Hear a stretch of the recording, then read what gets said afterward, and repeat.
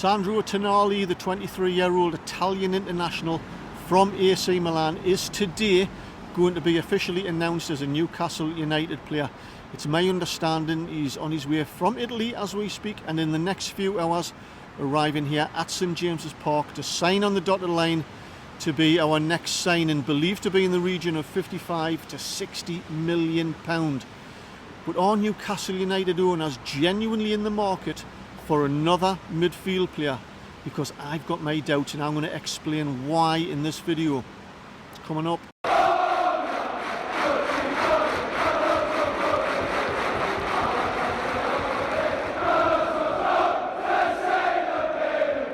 Quick mention, not long now before Newcastle United head off to the United States for their summer series.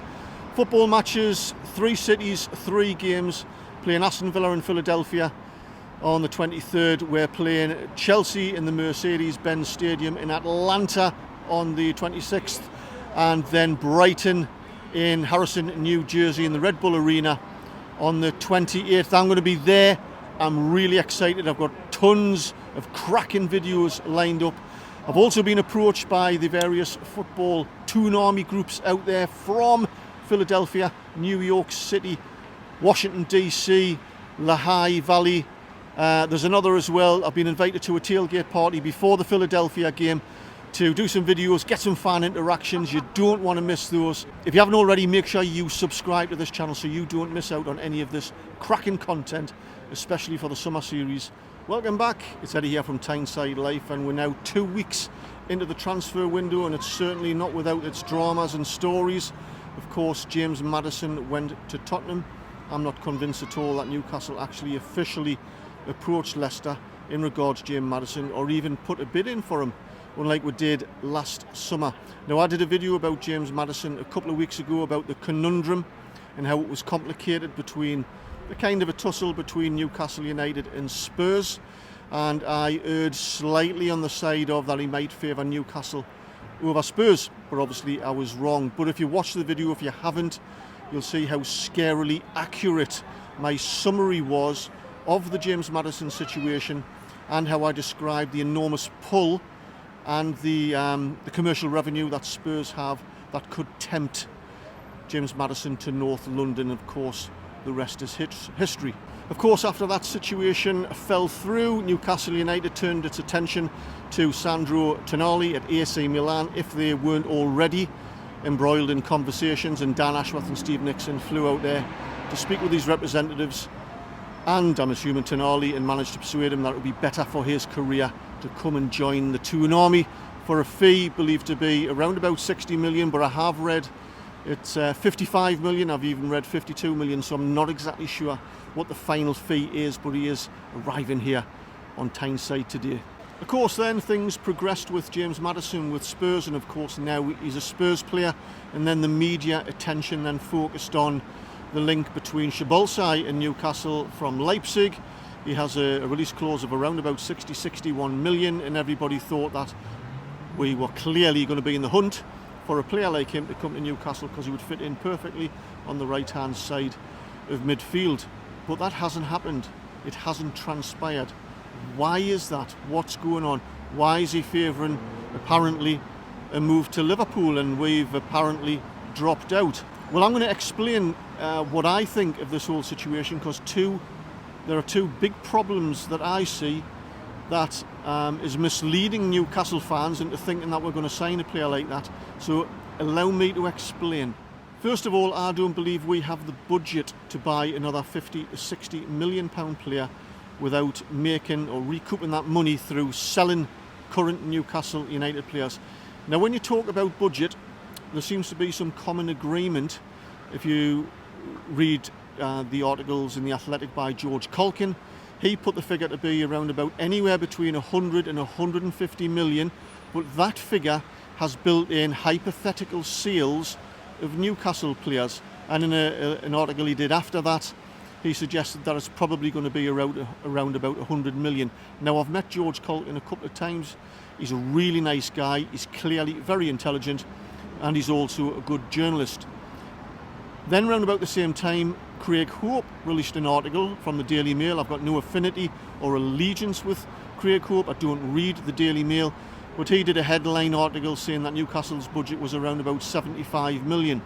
If you dig deeper into the article, what he actually says is that the budget is around about 70 to 80 million, excluding hypothetical sales of some Newcastle players. So Craig Hope, he coming for a lambasting over that figure, a lot of criticism. Nobody batted an eyelid when George Colkin gave his view on the summer transfer budget, but when you look at it, they actually said almost exactly the same thing. One of a budget without the sales of players, one with.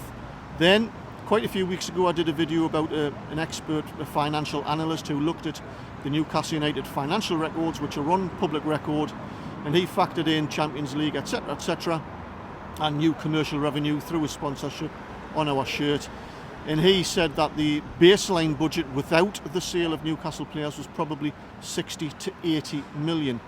Then you listen to our owners, in particular you listen to Eddie Howe, who seemed a little bit disappointed and suggested that the transfer budget isn't as big as we think it's going to be, that he's going to be bringing in a small pot of players, probably bringing in 2 or 3 players. Now there's a pattern emerging here from different sources that the budget isn't as much as what we think it's going to be. So when we look at a player like Shabolsai, after spending 55 to 60 million on Sandro, Tonali, add into that the pursuit of Livramento from Southampton, which could be in the region of 20 to 25 million.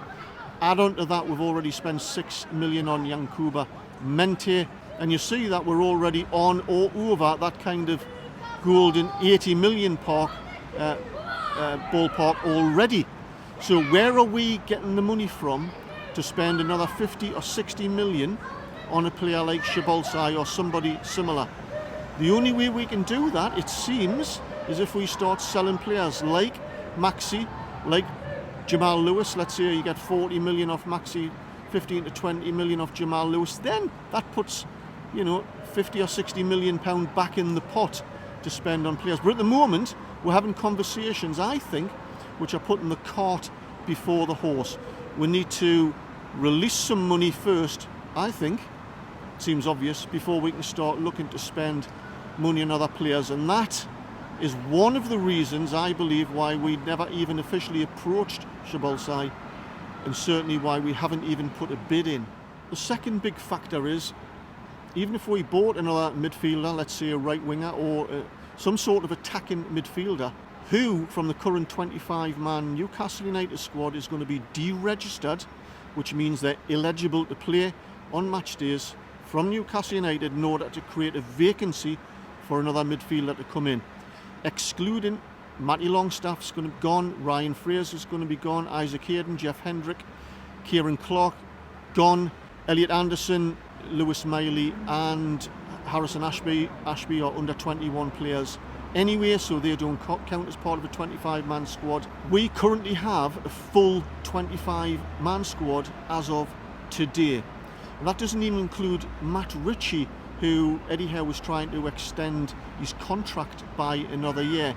So clearly, before we bring in other players, we're going to have to deregister somebody currently on our 25-man list. Now there's talk of Javier Manquillo going off to Spain, and I think that's probably a likely option, but that's going to release a position in defence for a right-footed defender, not a right winger or an attacker. Jamal Lewis, he could go out on loan, but he's going to need to be replaced by another left-footed defender, somebody like Tierney.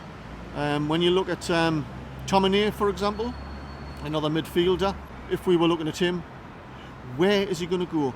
Where is the vacancy? Because I don't understand where all this conversation is coming from for us to sign these players when A, we seem to have maximised our budget so far, and there isn't actually a vacancy at the moment.